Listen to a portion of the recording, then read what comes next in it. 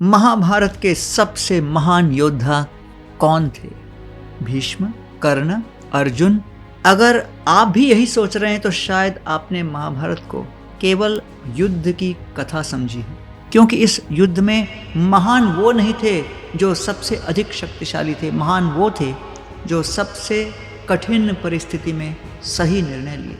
और सच ये है, महाभारत का सबसे महान योद्धा शायद वो हैं जिनका नाम आपने सबसे आखिर में सोचा होगा। शुरुआत करते हैं भीष्म पितामह से।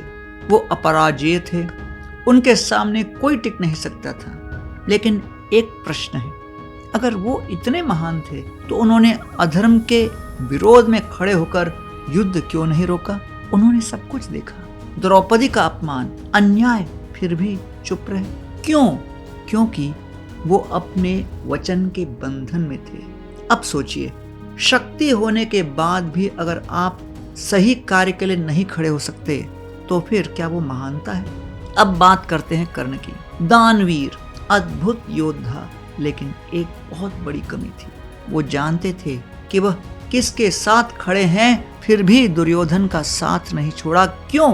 क्योंकि उसने उन्हें सम्मान दिया था। अब यहाँ एक गहरी बात है, अगर लॉयल्टी गलत इंसान के लिए हो तो वो गुण नहीं, कमजोरी बन जाती है।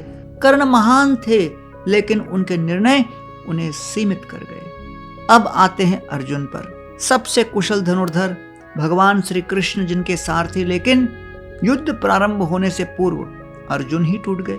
उन्होंने कहा, मैं ये युद्ध नहीं कर सकता। अब सोचिए, जिसे हम महान योद्धा कहते हैं, वो स्वयं ही अपने कर्तव्य से पलायन होकर भागना चाहते थे, फिर वो क्या महान थे?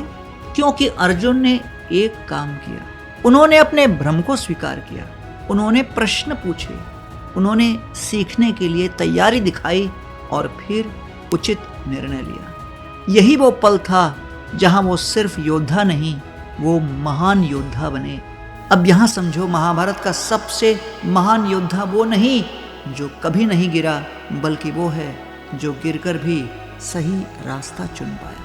इसलिए अगर कंपेयर करना ही है तो ये सुन लो कि भीष्म के पास शक्ति थी लेकिन निर्णय नहीं, कर्ण के पास हृदय था लेकिन दिशा नहीं, अर्जुन के पास कंफ्यूजन था लेकिन उन्होंने क्लैरिटी ढूंढ ली, और वही उन्हें सबसे अलग बनाता है। तो अगली बार जब आप सोचो सबसे महान कौन थे, तो ये मत देखो कि किसने सबसे अधिक लोगों को हराया, ये देखिए किसने अपने अंदर की कमजोरी को हराया, क्योंकि असली युद्ध बाहर नहीं, हृदय के अंदर होता है।